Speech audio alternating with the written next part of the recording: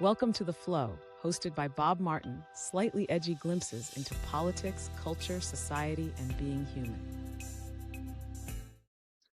A few years ago, someone found out I teach meditation and their eyes lit up. Oh, I need that. I've been so stressed. I really want to learn. So I told them what it would take. 10 minutes a day, modest tuition, a few weeks of showing up. The light went out. Hey, I just don't have the time right now and money's tight. So I've heard that or some version of it 100 times. And I used to nod sympathetically, but I don't anymore because I've come to understand that time and money are almost never the real obstacle. They're the story we tell ourselves to avoid confronting something that's maybe a little bit more uncomfortable. So I have the priorities test, and here's the test I offer now. If you got a call tomorrow that your favorite uncle, the one you'd do anything for, has died suddenly on the other side of the country, would you find the time to get there? Would you find the money? Of course you would. You'd find both. Somehow, miraculously, the schedule would clear and the credit card would appear, which means time and money were never really the problem. Priorities are. We don't lack the time for what matters. We lack the willingness to admit what actually matters to us and to look honestly at the gap between the life we say we want and the choices we actually make. And this isn't a moral indictment, just an observation, priorities test. So I've been thinking about this a lot lately because I just came back from Strasbourg, France, and Strasbourg has been giving me a lot to think about. I didn't go there to write a think piece. I went because Strasbourg is beautiful, and I'm a person who believes that beauty is worth traveling for. But something happens when you slow down in a place long enough to actually see it. You stop being a tourist. You start being a witness. And what I've been witnessing is a city, a culture that seems to have made different decisions about what a human life is for. It starts in the small things, the chocolate shops, where the product in the window is treated with the reverence most Americans reserve for jewelry. The bread, oh, the bread. It's not a commodity, not a convenience. It's a daily ritual of craft and crust and pride. And the beer brewed with the patience of someone who believes the person drinking it deserves something worth drinking. The architecture, designed by people who understood that beauty's not a luxury. It's an environment. Nobody here seems to be rushing towards the weekend. The weekend appears to have arrived quietly inside the Tuesday afternoon. And it's not laziness. It's a philosophical position. When a culture weaves craft, pleasure, and sensory beauty into the fabric of its ordinary daily life, not as a reward or an indulgence, but as something you earn after you've been productive enough, it's making a statement.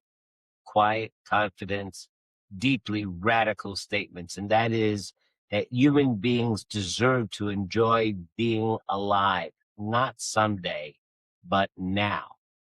Walk a little further, and you'll find another statement. This one's carved in policy rather than pastry. Education here is not a financial transaction that saddles young people with decades of debt before their lives have properly begun. Students are supported, not because they have already proven their worth to the economy, but because a society that believes in its own future bets on its young people before the returns come in. There's a word for what happens when you treat young people as worthy of investment before they've produced anything of measurable value. That word is faith. Not religious faith, civic faith. A society saying, we believe in you, not because of what you've done, but because of what you might become. And because you are already, right now, a human being, and that's enough. And then there is the building. The building. The European Council sits in Strasbourg like a deliberate answer to a very old question. A question this continent spent centuries trying to resolve through war, conquest, domination, and devastation. And that question, roughly, is this. When there is not enough land, not enough resources, not enough security, how do human beings respond? For most of human history, the answer has been, we compete, we take, we dominate, we build walls.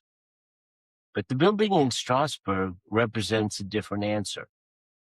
It's an answer that is hard won, paid for in blood, across generations. And the answer is, we cooperate, we share. We build institutions that protect the dignity of every person, not just the powerful ones. We decide that the points of strength is not domination, it is protection. This is not naivete. There's nothing soft about what that building represents.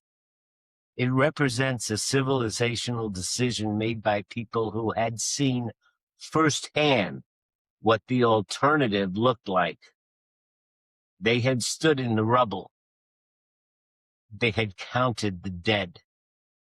And they chose, deliberately, strategically, with clear eyes, to try something different. They didn't stumble into this. They chose it. Treaty by treaty, institution by institution, loaf of bread by loaf of bread. So here's what I've been witnessing in Strasbourg. Not a perfect society, not a utopia, but a society that has, in certain crucial ways, made its priorities visible in its architecture, its policy, its daily life, its deliberate choices about what human beings are worth and what the good life actually requires. This is what a society looks like when it believes that pleasure is not a reward, it is a right. This is what a society looks like when it bets on its people before they've proven their worth. This is what a society looks like when the good life isn't a marketing slogan. It is a design spec. This is what a society looks like when human dignity is the budget line that does not get cut.